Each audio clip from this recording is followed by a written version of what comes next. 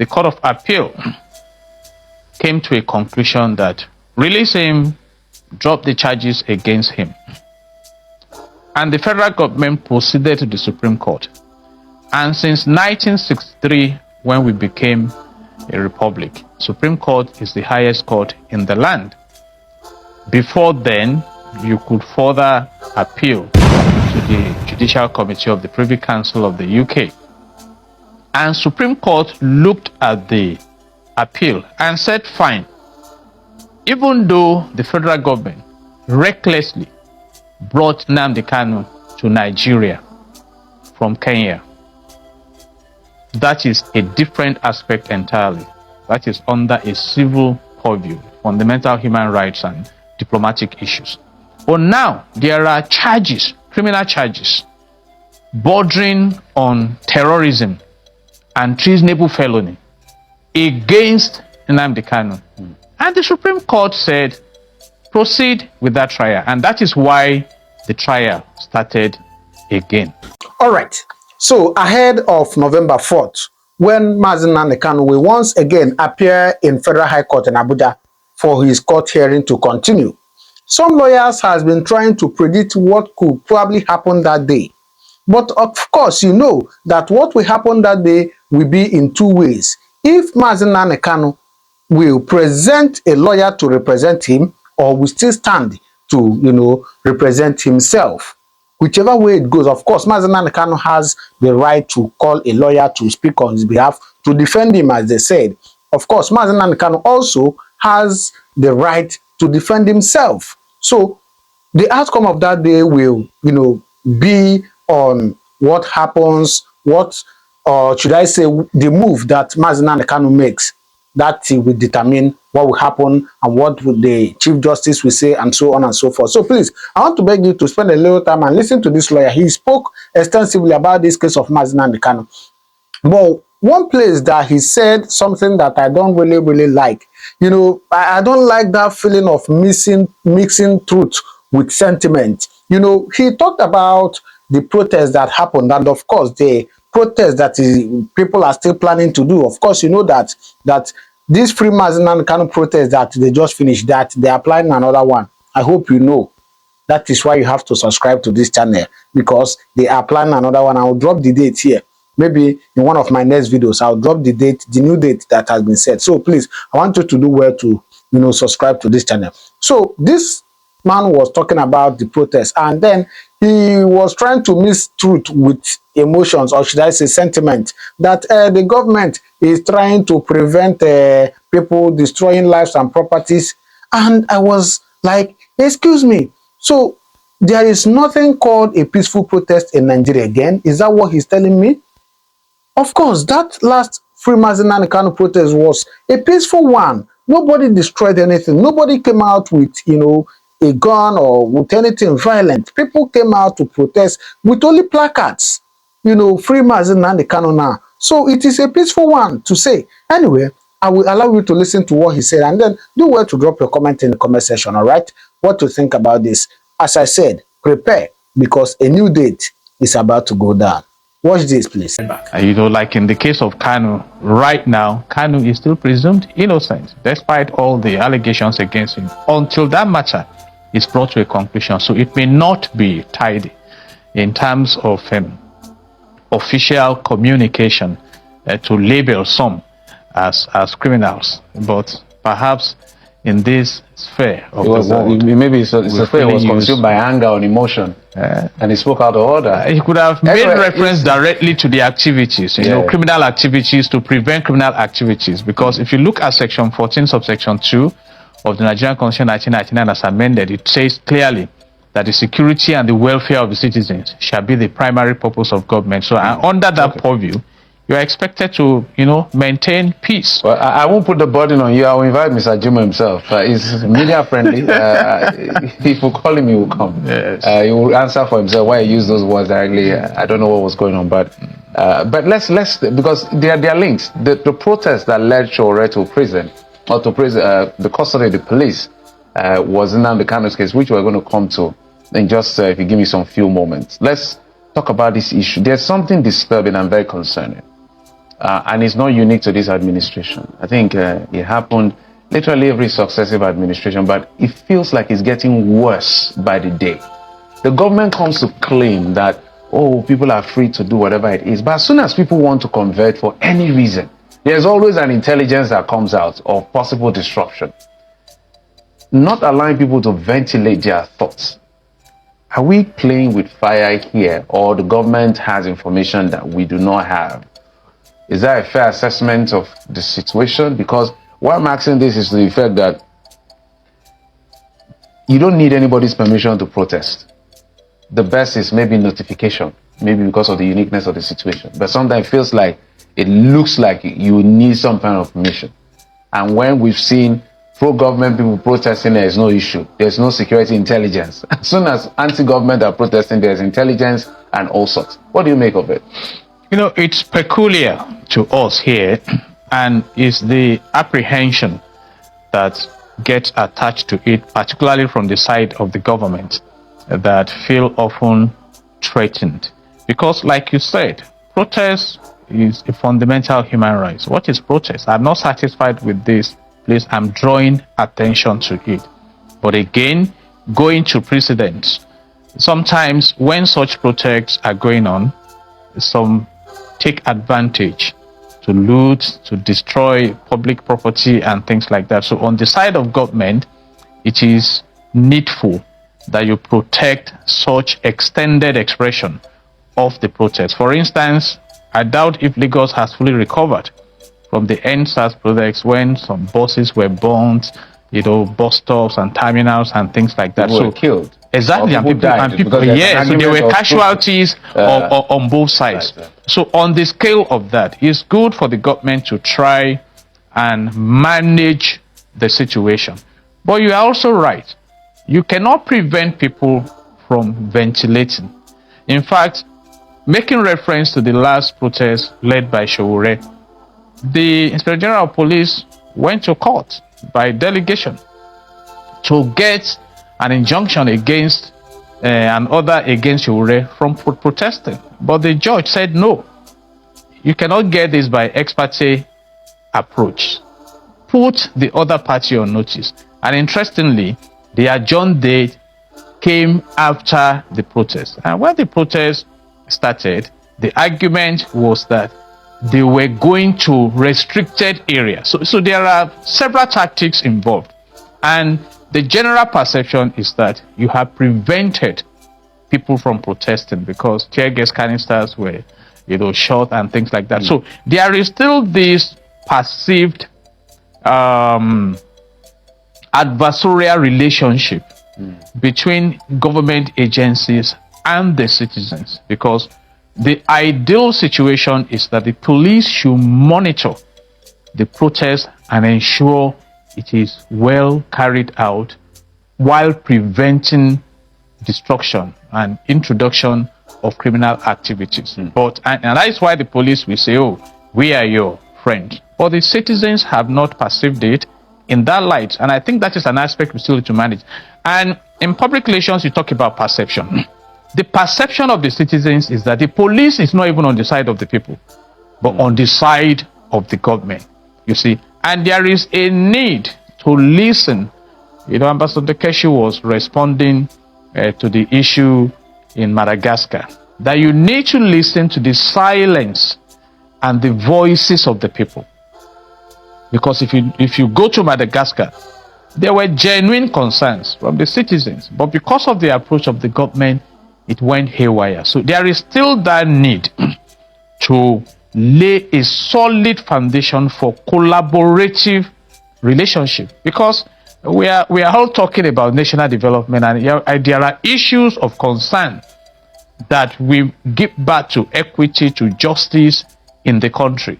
We must all be interested in them. So like you said, the perception is that no, the government does not just want people to protest. Look at the protests against hardship in the land and things like that also. And I doubt if we are going to move away from this operational mindset soon, you know, because if you also study the foundation of the police system in Nigeria. It was designed to protect the interest of those who brought that system and their business. And despite the fact that we have been freed from, We're independent. for about 65 years, we have not done anything to work on that foundation. Okay. Let's talk about, without trying to speak to any of the case or the merit of the case, which is still in court, Nnamdi Kanu's case.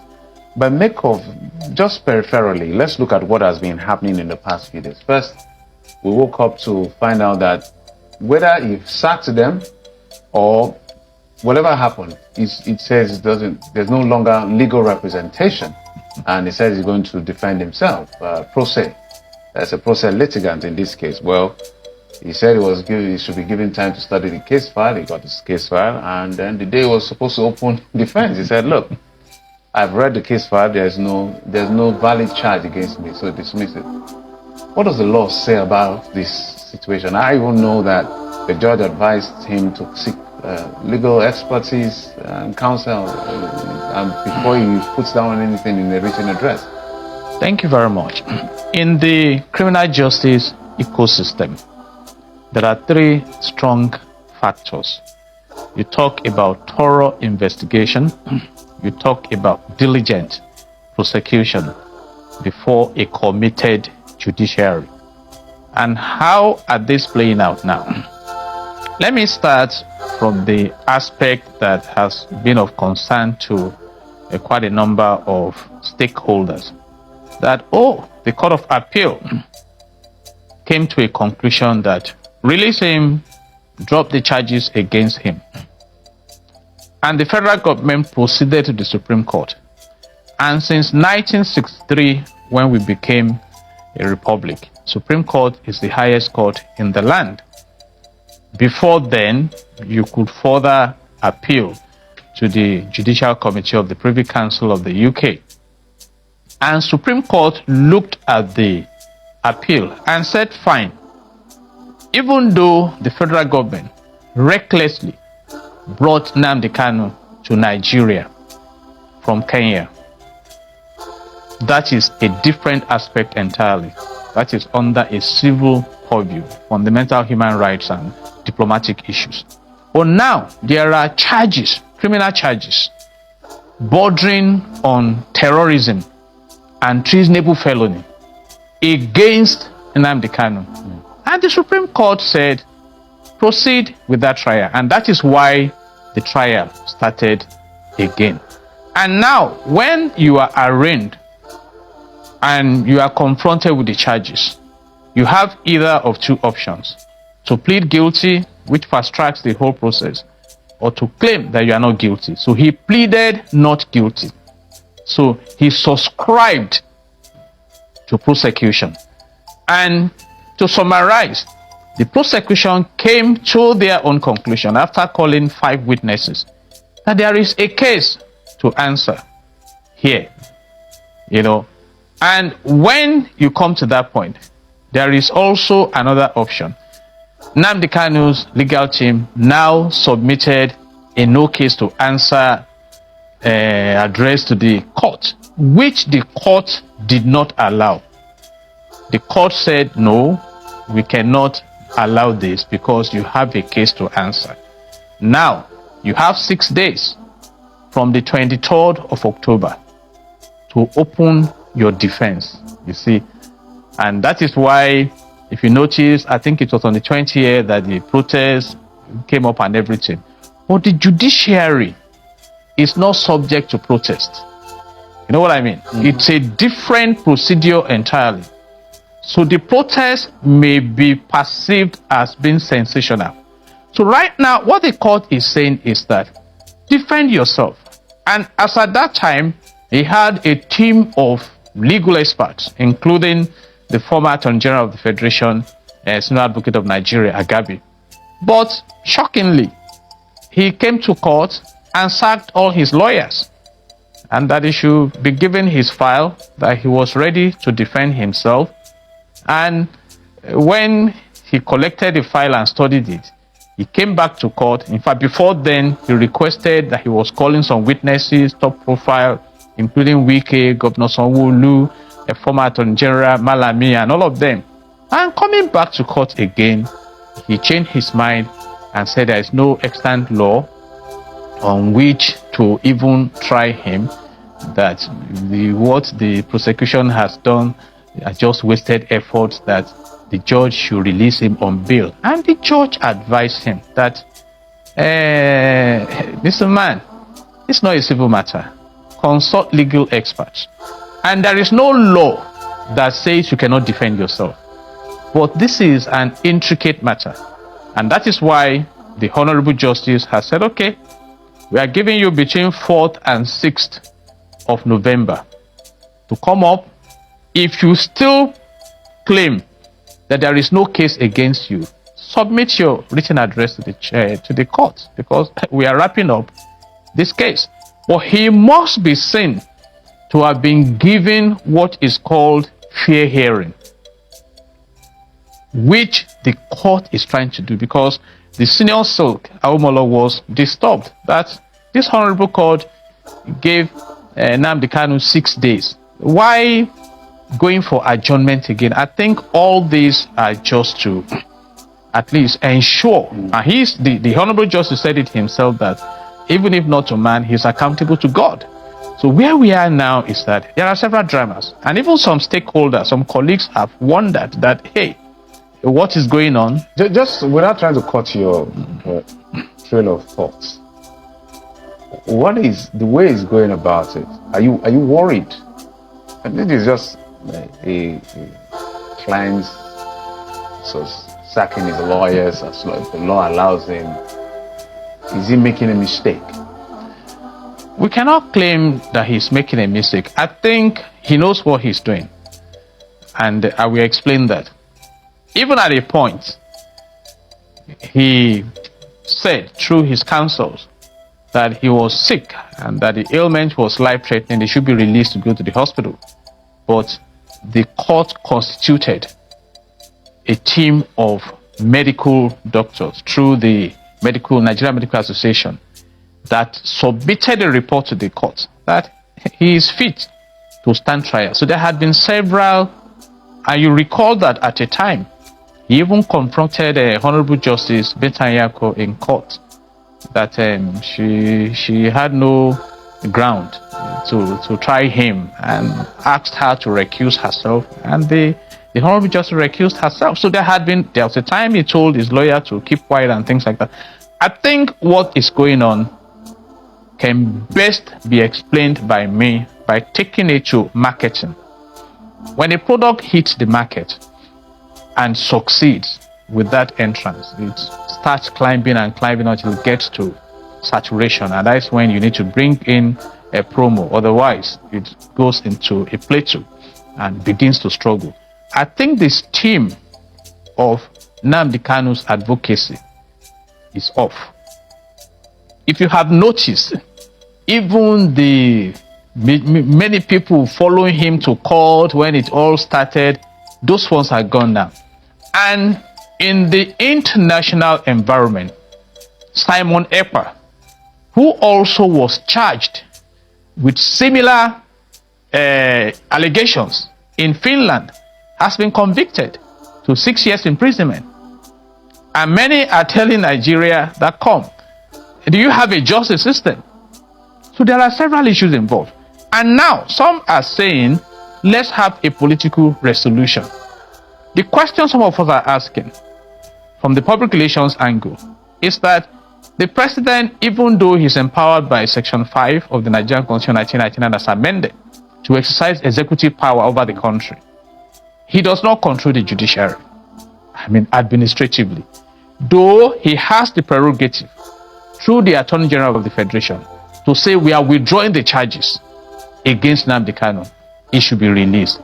But now, if such is done, will Walkamp not say she will arrest protests and twisted? So it's a dicey situation. And from what I have realized, I think the government is just saying, let the law have its way. And that's why he's been told defend yourself. And the opportunity is still open. So if he returns to court now, it's either he's coming to file a written submission that there is no case against him, he's not defending himself, which will now put him at the mercy of the prosecution's case, you see, and or to say he wants to buy time again, he now wants to hire new lawyers, as the Honorable Justice advised him to. So it's a dicey situation. Well, we're going to keep our eyes and our ears close to the case because it's one interesting case that has been